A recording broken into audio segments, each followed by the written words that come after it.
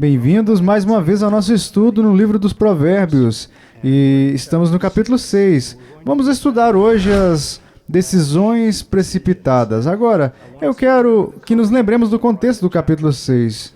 Portanto, a imprudência, a preguiça, maldade e infidelidade. Agora, alguns desses não parecem tão perigosos, não é? É meio que imprudente, ou, como eu disse, as pessoas brincam sobre serem preguiçosas. Vocês sabiam que na igreja primitiva a preguiça era considerada um dos 7 pecados capitais ou mortais? Eles fizeram uma lista de 7 pecados, que eram como o fundamento ou a fonte de todos os outros pecados. E a preguiça, a indolência, não é uma razão para fazer piada. Ela é uma manifestação da nossa natureza caída. É um tanto depravada. Então, jovens, quando chegamos aqui agora à preguiça, vocês precisam levar isso muito a sério, porque há implicações abrangentes, não há? Como, por exemplo, limpar o quarto, ou lavar a louça, cortar a grama lá no quintal, fazer os para-casas. Não é apenas uma coisa engraçada como vocês veriam em uma comédia, é uma coisa perigosa. Portanto, temos, mais uma vez, a imprudência, a preguiça, a maldade e a infidelidade. Portanto, agora vamos examinar a imprudência, principalmente ao se tornar um fiador. Agora, isso significa que você se compromete garantindo as promessas financeiras de outra pessoa.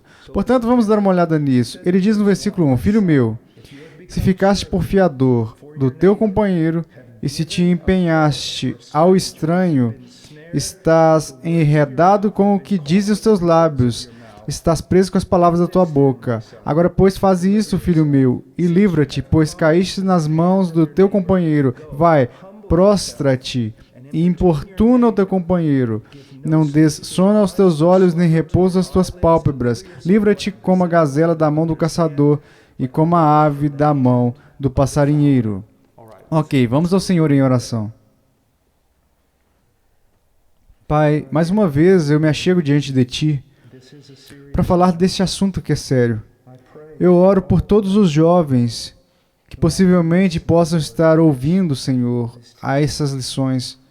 Ó querido Deus, por favor, ajude-os, fortaleça-os, faça com que eles conheçam a Cristo, faça com que eles conheçam Ele bem cedo, que eles conheçam Sua palavra, cultivem a mente de Cristo para que eles possam escapar da contaminação e dos perigos constantes deste mundo.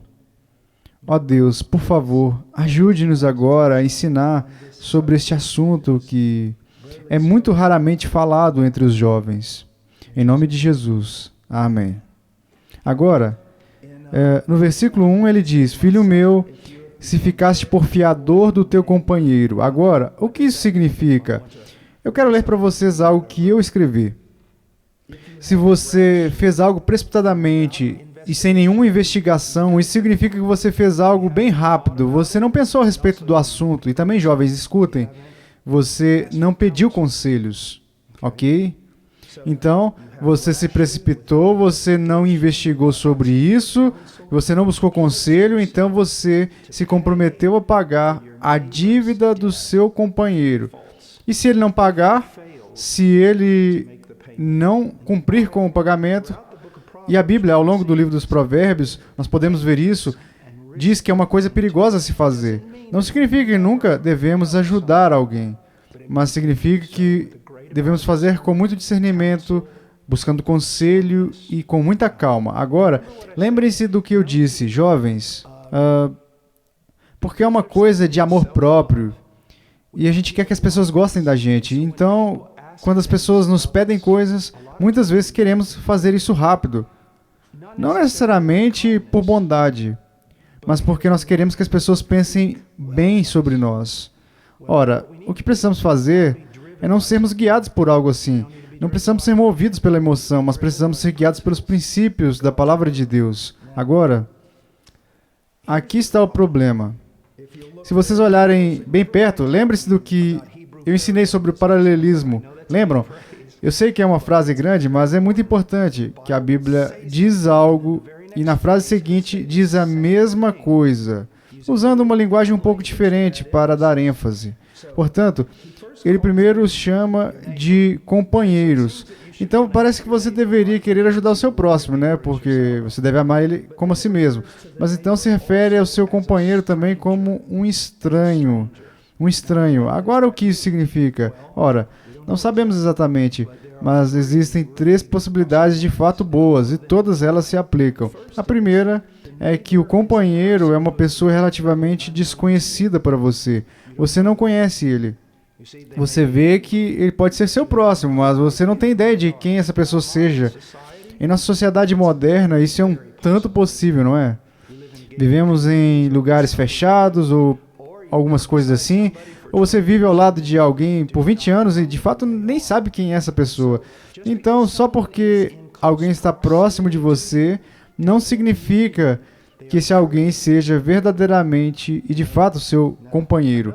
Agora, outra possibilidade é que, como a palavra estranho é usada, ela se refere a uma pessoa que vive fora das normas da convenção. O que isso significa?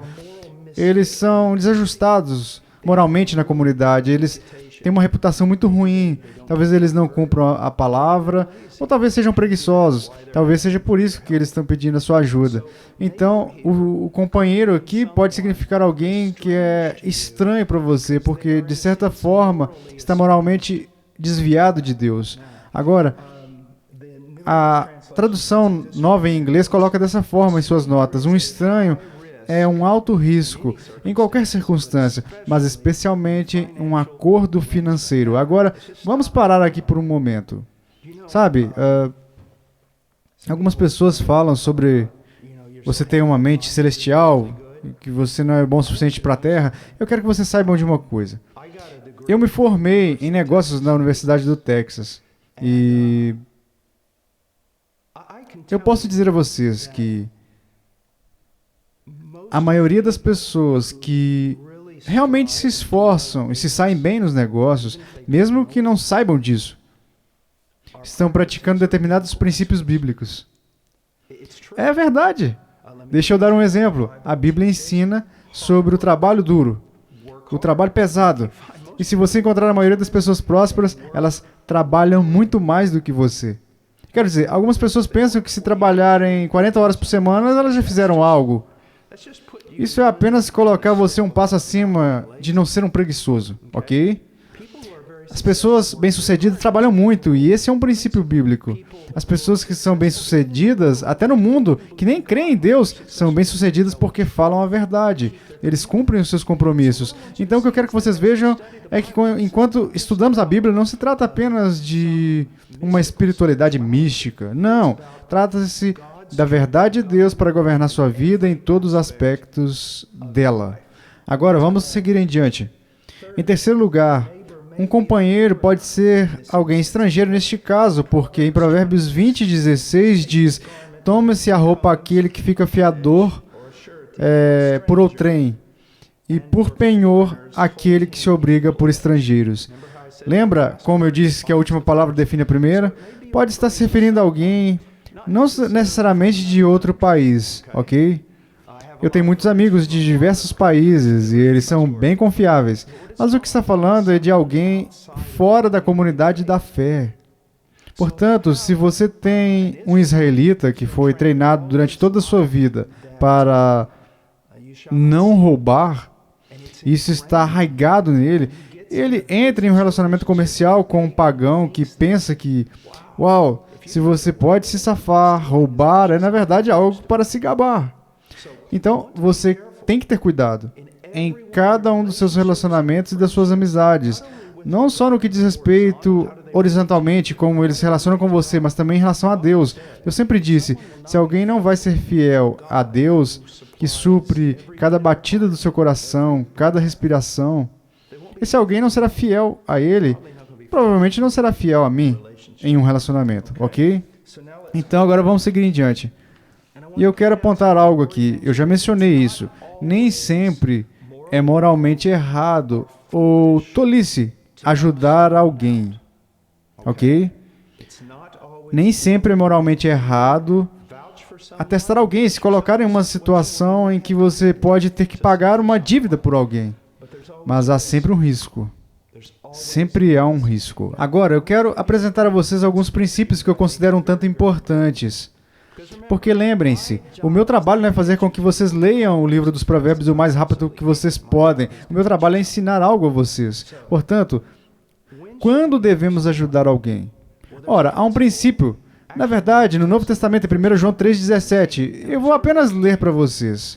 Ele diz, ora, aquele que possui recursos deste mundo e vira seu irmão padecer necessidade e fechar-lhe o seu coração, como pode permanecer nele o amor de Deus? Agora, a frase-chave aqui, jovens, a chave aqui é a palavra ver. Quando você vira o seu irmão necessitado. E aqui está uma palavra grega muito especial que é usada. Theoreo, ok? Tem uma espécie de ritmo, não é? Isso não significa simplesmente ver a necessidade. Significa ser espectador disso, observá-lo, examinar, contemplar, verificar, ok? Grandes professores definem dessa maneira. É observar algo continuamente e com muita atenção. Então, o que você está fazendo? Você irá investigar. E talvez você não esteja apenas se investigando, mas também pedindo o quê? Você pode me dar um currículo das pessoas? Você pode me dar uma lista de pessoas para quem eu posso ligar para falar sobre a sua fidelidade, para falar sobre o seu estilo de vida? Estão entendendo? Portanto, você observa para validar se é realmente uma necessidade. É realmente uma necessidade? Quando eu estava no seminário, eu trabalhei com muitos moradores de rua, viciados em drogas e alcoólatras. Eu até morei em uma missão na rua. E provavelmente não houve um dia em que alguém não me dissesse que estava mendigando na rua. Você pode me dar $1? E você diz, ora, você deu a eles $1? Bem, eu sabia o que estava acontecendo ali. Se eu desse $1 a eles, eles iriam usar para comprar drogas. Então eu diria, você quer ir comer ali comigo? E sabe de uma coisa? Quando eu ia pedir para muita gente, olha, eu não vou te dar dinheiro, mas eu te levo para comer. Eles ficavam bravos comigo e me xingavam. Veja, você precisa verificar a real necessidade. Agora, há outro princípio em Filemon em relação a Onésimo, um escravo. E Paulo vai escrever isso em Filemon 18 a 20. E se algum dano te fez, me desculpe, está escrito em Filemon sobre Onésimo. E se algum dano te fez ou se te deve alguma coisa, lança tudo em minha conta. Eu, Paulo, olhem para mim, de próprio punho escrevo, eu pagarei. Agora aqui está algo que eu quero que vocês percebam. O Paulo, ele fez uma promessa. Ele já decidiu. Ele fez essa promessa tendo tomado uma decisão.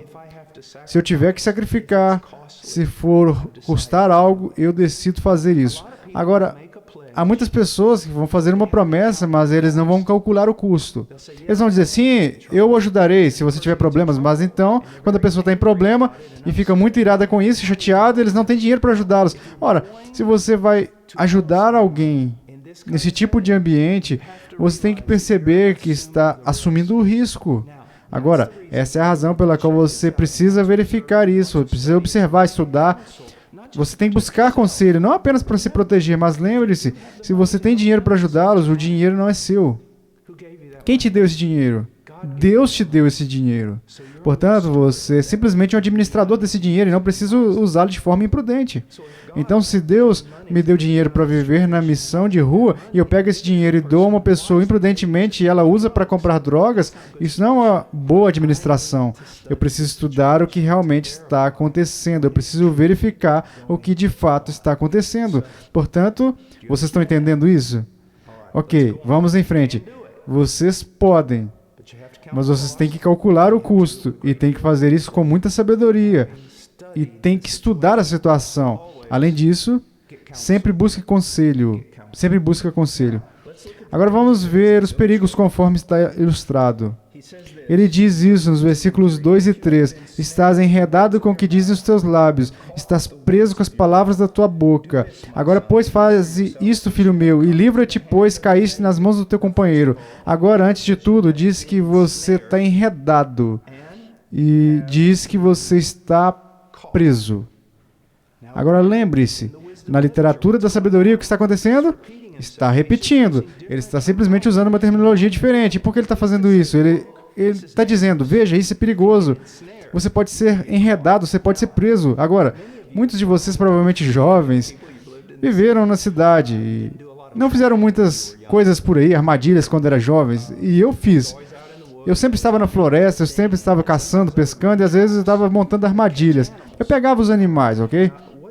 O que ele está dizendo aqui é, imagine você ser pego como um animal em uma armadilha. E agora, em algumas dessas armadilhas, algo é dobrado assim, ó, e aí você dá uma volta e aquele animal passa, e aqueles são animais pequenos. E ele prende o pé dele e puxa assim para cima, ó. Talvez 5, 6, 10 pés no ar. E esse animal é pendurado assim, ó. A armadilha é acionada, eles ficam pendurados. Agora imagine o terror daquele animal pendurado ali. Normalmente durante a noite, um homem vai verificar a armadilha lá pela manhã cedo. Fica ali a noite inteira. Mas então imagine ele pendurado ali, aquele animal. E ele sente o cheiro do caçador, porque ele fareja o caçador muito tempo antes de vê-lo. Ele ouve os passos e então ele vê. E ele está se aproximando e sabendo que não há absolutamente nada que ele possa fazer. Eu não consigo pensar em nada mais aterrorizante. E é isso que o escritor dos Provérbios está tentando dizer. Você pode entrar em uma situação tanto perigosa aqui. Você pode perder sua casa. Se você for mais velho e tiver família, poderá perder a casa deles. Você pode ir para a cadeia. Essas são coisas para se pensar. Agora, deixe-me pular isso um pouco aqui para outra coisa rapidinho. A maioria das pessoas não pensa nas consequências. O que isso realmente vai me custar? E não estou falando de dinheiro. Quer dizer, como isso vai marcar a minha vida? Você sabe que pode fazer coisas agora que irá te afetar daqui 40 anos? Sério? E especialmente hoje em dia. Eu cresci onde ninguém gravava ninguém. Na minha escola primária, ou na secundária, ou na faculdade. E graças a Deus não faziam isso. Esse não é o caso hoje em dia. Há consequências para o que fazemos. E elas podem ficar conosco para sempre. Agora, veja também o versículo 2. Então, no versículo 1, no versículo 2, ele diz, estás enredado. No versículo 2 também ele está dizendo que você está preso. Então, ele diz no versículo 3 que você caiu nas mãos do teu companheiro. Agora, a palavra mão ali, em hebraico, não significa que se eu te segurar assim, sabe, você provavelmente pode escapar. Mas é literalmente você caiu na palma da mão do seu companheiro. Seu companheiro tem um palmo assim sobre você e não há, de fato, nada que você possa fazer de bom. E você diz, isso é terrível. Sim, é. E esse é o propósito do que a Bíblia está dizendo aqui. É o propósito do que eu estou fazendo. Eu quero deixar vocês com medo. Você diz, ora, isso não está certo. Claro que está.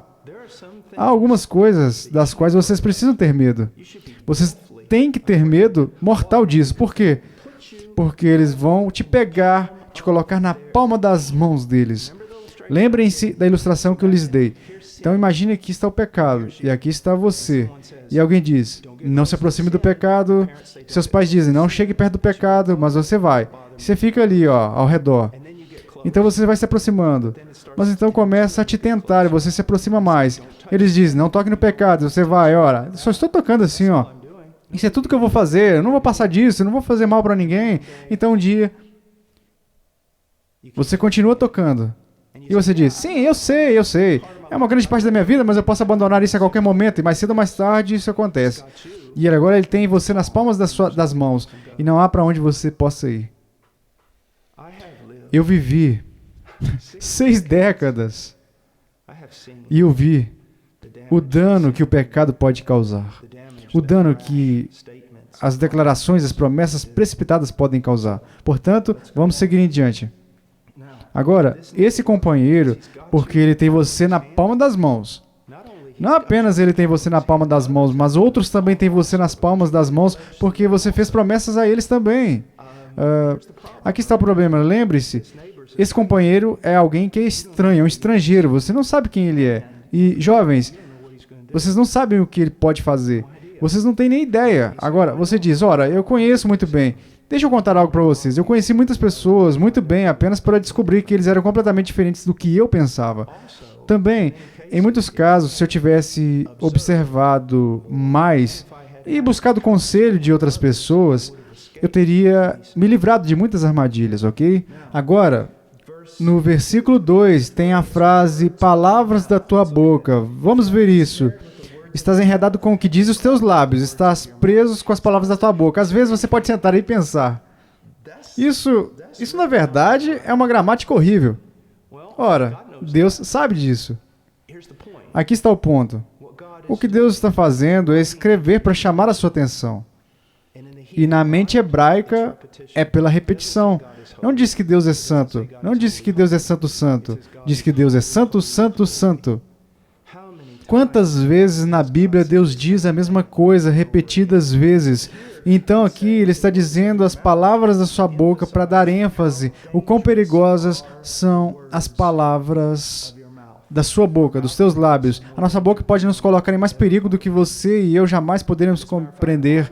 Aliás, a Bíblia vai nos ensinar e vamos aprender isso mais tarde. Mesmo que você não seja tão esperto, sábio, se ficar de boca fechada vai passar como se você fosse. Agora, ouça Provérbios 21, 23. O que guarda a boca e a língua, guarda a sua alma das angústias.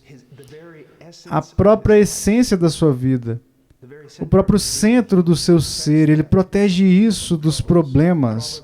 Provérbios 13, 3. Quem guarda a sua boca preserva a sua vida. Quem muito abre os lábios se arruína. Você vê um cara que está sempre levando um tapa na boca. Eu quero dizer, levando bem forte. E você vai até eles e diz, sabe, se você ficasse de boca fechada, não seria acertado assim com tanta frequência. Eu sei que sou um pouco duro, mas é a verdade. É a verdade. E tantas vezes as pessoas que se entregam nas amarras financeiras ali, nos compromissos relacionais, em tudo porque falam antes de pensar. Agora, vamos ver mais advertências no livro dos Provérbios. Isso é se dar como penhor. É dizer, se ele não puder pagar, eu pago. Bem, vamos olhar. Provérbios 11, 15. Quem fica por fiador de outrem sofrerá males, mas o que foge de o ser estará seguro. Significa que você vai, de jeito nenhum, eu não vou fazer isso. Eu não vou fazer isso. Eu conheci um cara uma vez e era isso que ele costumava dizer. Eu não faço promessas aos meus inimigos, porque eles são os meus inimigos. Eu não faço promessas aos meus amigos, porque eu não quero que eles se tornem os meus inimigos. Há um pouco de sabedoria nisso. Agora, nós precisamos ajudar as pessoas. Devemos, mas com sabedoria. Ela é sempre necessária. Eu conheci um homem uma vez que ele era multimilionário. E ele me ligou e ele estava compartilhando comigo todas aquelas lutas que ele estava tendo e em relação a diversas pessoas pedindo dinheiro a ele e tantas coisas para as quais ele estava sendo arrastado. E eu disse, irmão, antes de tudo, você é um administrador. É o dinheiro de Deus. Em segundo lugar, você é um novo cristão. Você precisa fechar a porta para todos. Você não precisa dar nada a ninguém, até crescer em sabedoria nas Escrituras. Você vai crescer doutrinariamente, você vai crescer em sabedoria prática, e aí você aprende a discernir como administrar os fundos que Deus te concedeu. É sempre assim. E quanto mais você recebe, mais sabedoria você precisa. Portanto, ele prossegue, 17 e 18. O homem falto de entendimento compromete-se ficando por fiador do seu próximo. Provérbios 20 e 16. Tome-se a roupa aquele que fica fiador por outrem, e por penhor aquele que se obriga por estrangeiros. Ok? Então, diz que é sempre errado ajudar alguém? Não. Mas é sempre errado ajudar alguém sem muita sabedoria, sem investigar a situação e sem buscar muito conselho. E mesmo assim, quando você tiver cruzado tudo isso, saiba que há um risco. Agora, o que você tem que fazer se tiver feito isso? Se você fez uma promessa precipitada e perigosa, o que você deveria fazer? Ora, versículos 3 a 5. Ele diz: agora, pois, faze isso, filho meu, e livra-te, pois caíste nas mãos do teu companheiro. Vai, prostra-te, importuna o teu companheiro. Não dês sono aos teus olhos, nem repouso às tuas pálpebras. Livra-te como a gazela da mão do caçador e como a ave da mão do passarinheiro. O que temos então? Em primeiro lugar, no versículo 3, ele diz: vai, faze-te isto, faz isto, levante-se, vai agora. Vá agora, não deixe para depois. Isso há um verdadeiro senso de urgência. Agora, pois, faz isso. Ok. Então, eu gritaria com a minha filha de 7 anos? Sim, eu gritaria. Quando? Digamos que a casa está pegando fogo e os outros irmãos dela estão dormindo. E eu peguei ela olhando pela porta da frente. Eu vou dizer: vá, agora. Porque eu tenho que voltar e pegar as outras crianças. Vá agora. Saia pela porta. Vá. E essa é a ideia aqui. A sua casa está pegando fogo. Esse não é um momento para pensar sobre os assuntos. Este é um momento para agir. Ele diz: agora, pois, faze isto. Levante-se e vá. Então ele também diz: prostra-te, humilha-se. Agora, muitas pessoas pensam que... Bem, deixe-me definir a palavra primeiro. Deixa eu colocar dentro do contexto. E aí vamos ver. Talvez não seja o que vocês pensam. Ele diz, antes de tudo, para você se prostrar, se humilhar, literalmente, para ser pisoteado. Quer dizer, isso não é um momento para ter orgulho. Isso não é um momento para proteger o seu ego, ok? Costumávamos dizer que você deve se rebaixar tanto que precisa olhar para cima para limpar a lama dos sapatos. Este é um momento para se humilhar, para reconhecer: eu estraguei tudo, eu destruí tudo. E para corrigir isso rápido, hein? Então ele diz: importuna o teu companheiro. Agora, a ideia aqui não é para importunar de maneira tímida, não é, assim, por favor, me ajude. Não, não é isso que a palavra quer dizer. Quer dizer que é para você apelar, rogar firmemente ao seu companheiro. O significado é que você precisa ser ousado e não aceitar um não como resposta. Estão entendendo? Você poderia ter pensado que era apenas para olhar para a palavra, se humilhar, pedir. É para se humilhar, reconhecer o seu próximo. Olha, eu errei. Mas depois você diz assim: me livra disso. E se ele disser não, aí você se conforma e vira e vai embora. Não. Ele diz: você tem que lutar por isso. Você é como um pássaro em uma armadilha, como um animal nessa armadilha. Os caçadores estão vindo, você tem que fazer algo agora. Ele diz: importuna o teu companheiro. Agora, literalmente, você tem que importunar, estorvar o seu companheiro. Eu escrevi aqui: implore como se você já estivesse na bolsa de caça do caçador indo para o abate. Agora, você se lembra que havia 2 de cada tipo permitidos na arca? Ora, eu tinha um amigo no Alabama e ele costumava dizer o seguinte. Ele falou: cara, você vai ter que lutar. Estávamos conversando sobre algo, não sei o que era. Ele disse: cara, você vai ter que lutar. Ele diz: na verdade, você vai ter que lutar como o terceiro macaco tentando entrar na arca e já está chovendo. Isso é o que ele costumava dizer. E o que significava? Você tem que lutar pela sua vida. Você precisa lutar. E é isso que está dizendo aqui. Diz para lutar. Na NVI diz que vá até o ponto de exaustão e não dê descanso ao seu próximo. E eu tenho um bom exemplo aqui que eu quero passar para vocês. A aplicação é boa, é um contexto diferente, mas está em Lucas 18, 2 a 5. Havia em certa cidade um juiz que não temia a Deus, nem respeitava homem algum. Havia também naquela mesma cidade uma viúva que vinha ter com ele, dizendo: julga a minha causa contra o meu adversário. Ele, por algum tempo, não a quis atender, mas depois disse consigo: bem que eu não temo a Deus, nem respeito a homem algum. Todavia, como esta viúva me importuna, literalmente me dá um soco no meu olho. Julgarei a sua causa, para não suceder que, por fim, venha a molestar-me. Que eu não venha me dar um soco no meu olho. Você está vendo o que ele está dizendo? Está falando não de ser violento, não está falando em entrar em mais pecado, Mas está falando, veja, você tem que sair, se livrar disso. Você precisa rogar, você precisa ter uma tenacidade. Agora, no versículo 4, ele diz, não dê sono aos teus olhos, nem repouso às tuas pálpebras. Lembram? Mais uma vez. Ele diz 2 vezes. E ele está dizendo que é uma grande urgência. E o que eu coloquei aqui é, não se preocupe com as necessidades normais da vida neste momento. Vocês têm um perigo extraordinário, ok? Uma vez eu estava ajudando um amigo lá na Amazônia e a cobra dele havia fugido. Ele prendeu essa grande anaconda e ela acabou fugindo. E eu vi em um pântano assim e eu segurei ela. Quando eu segurei, ela me segurou também. E aquela boca grande assim se abriu na minha face. Eu segurei com as 2 mãos. Eu não estava pensando naquele momento, nossa, eu preciso de um sapato novo. Eu não estava pensando, quer saber, eu estou com fome, eu quero comer um hambúrguer. Tudo que eu consegui pensar era naquela cobra enorme, tentando engolir a minha face, ok? Você está passando um momento assim. Há alguns momentos em que você está em certas situações em que se coloca ali porque não é bíblico e você precisa sair de lá. Você precisa sair de lá. Deixa eu dar um exemplo. Digamos que um amigo, sabe, você está saindo com seus amigos, eles têm 17 ou 18 anos, eles dizem, ei, vamos passar na casa de um amigo? Você diz, bem, eu o conheço? Não, mas ele é um cara legal. Ok, e você entra. Eles estão todos bebendo, usando drogas, o que você faz? Você não pensa, eu preciso ficar aqui porque eu não quero ser ofensivo. Não, se tiver que arrombar a porta, se tiver que pular a janela, saia dali. Você está em um lugar perigoso. Não dê sonos aos teus olhos, nem repouso às tuas pálpebras. Saia.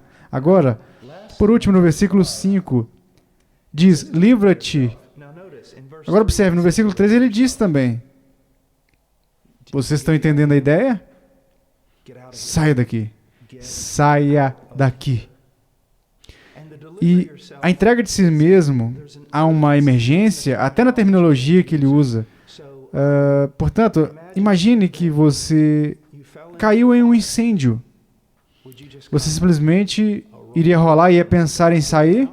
Você não faria isso. No momento em que aquelas chamas o atingissem, você estaria derrubando tudo que pudesse para sair dali. Essa é a ideia. Saia dali. No momento em que você perceber que está em perigo, caminhe sobre as águas, faça o que tiver que fazer, mas saia deste local. Ok? Agora, há um princípio geral para encerrarmos que você frequentemente fica nessa situação porque não investiga, você não faz comparações do que está acontecendo nas Escrituras, não recebe conselhos de pessoas bíblicas que vão te dizer algo que você não conhece, que você precisa ouvir. Ora, quando você estiver nessa situação, se humilhe. Humilhe-se e depois saia dali.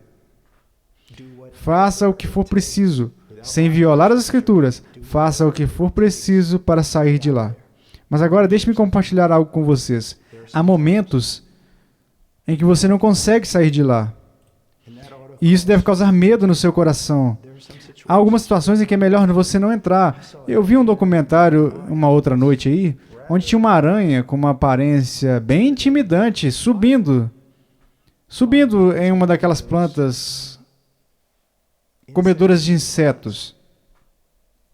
Eu quero dizer, quando aquela boca fechou naquela aranha, a aranha era bem grande, mas não havia nada que pudesse fazer. Acabou, game over. Há circunstâncias na vida que é game over. Então, viver e aprender? Eu creio que não. Aprenda com as Escrituras e depois viva. Ok? Vamos orar. Pai, obrigado pela sua palavra. E eu oro, querido Deus, por favor, use isso no coração de cada jovem que ouvir e assistir este vídeo. Ó Deus, que antes de tudo eles venham conhecer a Cristo, porque o que importa, a sabedoria, se não tivermos a palavra de sabedoria, Jesus Cristo, se não tivermos a sua morte. Então, ó Deus, que eles confiem em Cristo. Mas então, Senhor, que eles caminhem de maneira imaculada, de acordo com os seus mandamentos, a sua lei, os seus preceitos. E Pai, ajude os filhos, ajude os pais a serem exemplos. Senhor, é tão duro, conceda-nos graça, em nome de Jesus. Amém.